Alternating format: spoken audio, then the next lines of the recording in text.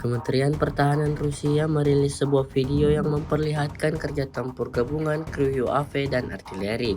Rekamannya diunggah di akun Telegram @emoderasia pada Rabu 14 Juni 2024. Petugas pengintai dari kelompok pasukan selatan menggunakan kendaraan udara tak berawak memantau pergerakan angkatan bersenjata Ukraina sepanjang waktu, melakukan penyesuaian terhadap serangan roket dan artileri meriam, dan mengarahkan drone FPV ke sasaran musuh. Seperti yang terlihat dalam rekaman, militer Rusia menjalankan misinya dengan sigap. Peluncuran serangan ini diklaim berhasil porak-porandakan titik pertahanan Ukraina. Video ini viral dan menuai beragam respon dari warganet.